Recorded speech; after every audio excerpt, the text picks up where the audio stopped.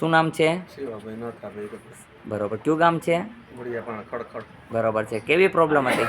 બહુ હતી સાહેબ.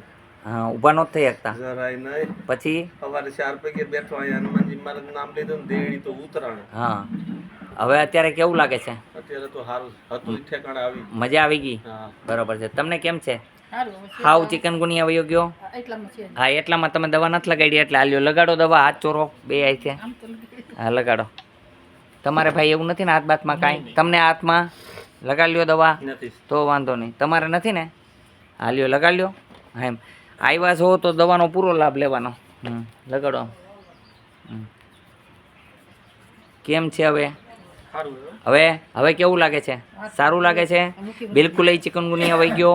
કેટલી મિનિટમાં ચિકનગુનિયા કહેજો? સાચી વાત છે મારી, ખોટી વાત છે? હું જેમ એમ કહું છું કે 5 મિનિટનો ટાઈમ દઉં છું, પણ 3 મિનિટમાં ચિકનગુનિયા વયો જાય છે. તો 3 મિનિટમાં વયો ગયો કે ન વયો ગયો બધાને? તમે ઉઠી નહોતા હકતા, બેહી નહોતા હકતા, તો બધું રેડી થઈ ગયું. મારા નિયમનું પાલન કરશો, મારી વાત માનશો, બિલકુલ એ ખાટું નહીં ખાવાનું. પાકું છે? વિશ્વાસ મારો નહીં તોડો.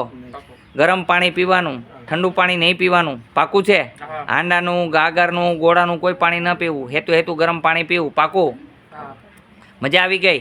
બધાય હાલીને બતાવો, હાલીને બતાવો. જો એ જરાક હાલી નહોતા હકતા એ બધાય હાલો.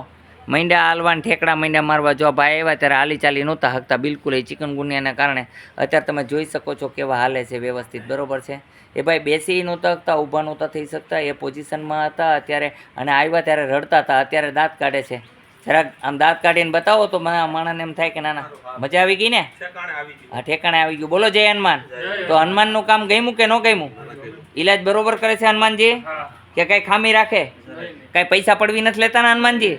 પૈસા લીધા કાંઈ નહીં? ખાવ માની હમ પૈસા નથી લીધા તો ભલે ને તોય હમ ખાઈ લેવા જરૂરી છે. હા, હમ ખાવા જોઈએ. ખબર પડે ને વળી કોકને એમ થાય પૈસા લઈ લે. અહીંયા ટ્રીટમેન્ટ કરી દઈ ત્યાં સુધીની કોઈ ચાર્જ નથી. મેડિકલની અંદર દવા આવે છે એ બધી વેચાતી લઈ છે. આ ભાઈ છે એ પણ મેડિકલવાળા છે, દવા પહોંચાડવા આવ્યા. તો હું એને એમ કહીશ કે એમને દવા આપશો તો એ કહેશે કે નહીં બાપુ, સંબંધ લાખનો પણ દવા ફ્રી ઓફ નહીં મળે. તો હું બધી દેશી દવા મંગાવું છું, જેમ કે હિમાલયાની આ તે બધી વસ્તુ મંગાવું સારી સારી. તો એ દવા મફતમાં આવતી નથી. આ બધી મોંઘી બહુ દવા આવે છે અને એ દવાનું એટલે ચાર્જ લેવું પડે. હું તમને ફરીને દવા આપી શકું એ માટે એનું ચાર્જ લઉં છું, એ પણ ડિસ્કાઉન્ટથી. એની અંદર લખેલા હોય છે કે 185 છે તો અમે 180 લઈએ છીએ. 5 વધારીને પૈસા નથી લેતા. નકર અહીં દેવા આવે એનું ચાર્જ પણ લાગે છે. અહીં દેવા આવે, આ ગામડું છે, આ જંગલની અંદર મંદિર કહેવાય, તો ત્યાં પણ દેવા આવે છે દવા, તો એનું ચાર્જ તો લાગે જ. પણ છતાં એ ચાર્જના કાપી કૂટી અને છતાં અમે કાપીને દવાના પૈસા લઈએ છીએ. અને એક જ ઈચ્છા છે, માનવ સેવા, પ્રભુ સેવા. અહીંયા જમવા માટે ગાંઠિયા અને લાડવાની વ્યવસ્થા અમે બપોરના સમયે કરીએ છીએ. ઘણા લોકો ભૂખ્યા જાય તો બીજા કોઈ મંદિરે ન જવા નમ્ર વિનંતી. ઘણા મંદિરવાળા અમને કહે કે તમારા સેવકો અહીંયા આવે છે તો ભાઈ તમે રાખ્યો કે અનક્ષેત્ર છે તો કોઈ પણ પહોંચી જાય. પણ છતાંય હું કહું છું કે કોઈએ મંદિરે ન જવા નમ્ર વિનંતી છે. તમને બધાને હનુમાન દાદાના સોગંદ છે, કોઈ પણ મંદિરે જમવું નહીં. આ મંદિરે જે મળે તે જમવું, આ મંદિરે ચા મળે તો પીવી, નકર ન પીવું, પાણી પીને દી કાઢવો. પણ આ મંદિરનું મર્યાદાનું ઉલ્લંઘન ન કરવું, આદેશનું પાલન કરવા નમ્ર વિનંતી. બેન કેમ લાગે છે અત્યારે? જોઈ લો. સારું લાગે છે દીકરી? તમને કેમ લાગે છે બેન? સારું લાગે છે? બસ આવું કામ છે હનુમાનજીનું. તો તમને બધાને ગમ્યું હોય તો જોરદાર એકવાર બોલો જય હનુમાન. આમ ન બોલાય, જોરથી બોલો એકવાર. હવે હનુમાનજી રાજી થયા. બરાબર, આવું કામ છે હનુમાનજીનું. અહીંયા આવવા માટે આટકોટથી ગરણીથી થોરખાણ રોડ ઉપર આદેશ આશ્રમ આવેલો છે. અહીંનો સમય છે સવારે 9 થી 12, સાંજે 4 થી 6. અને હીરો હોય હીરો, એની ચમક રાતના જ દેખાય છે. કાચની ચમક તો જેમ તડકો થાય એમ ચમકે છે. એમ સાચા વ્યક્તિની સાચી ખબર તો સમય આવે જ પડે છે.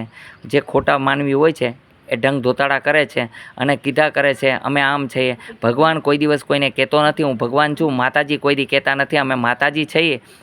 હોય છે એ આપમેળે દેખાય છે. સોનાને કહેવું પડે કે હું સોનું છું?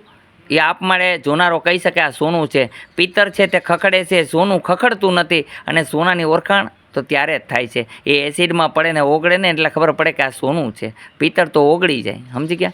એટલે જે માણસો ઢંગ ધોપાડાવાળા હોય, ખોટા હોય, એ કીધા કરે હું ભગવાન છું, હું માતાજી છું, આ તે કીધા કરે. અમે જ્યારે કાંઈ નથી, અમે એક સામાન્ય વ્યક્તિ છીએ અને તમારા બધાના દાસ છે, સેવક છે. અમને કોઈ મોટું થવાની ઈચ્છા નથી. જેમ રામે સેવા કરી, રામની સેવા હનુમાને કરી, એ પ્રમાણે અમે તમારી સેવા કરીએ છીએ અને હનુમાનજી મહારાજની કૃપાથી આ બધુંય થાય છે. તો તમને બધાને અહીંયા ગમ્યું કે ન ગમ્યું? કે બાપુએ તમારું કોઈનું અપમાન કર્યું, તમારી સાથે કોઈને આરે ટોચડું વર્તન કર્યું હોય તો એ કહી શકો છો. કારણ કે હું હરેક વ્યક્તિમાં ભગવાન જોઉં છું, લેડીઝ છે, મારી દીકરીઓ અને માતાજી ગણું છું. તો તમને આવું કામ ગમ્યું કે નહીં?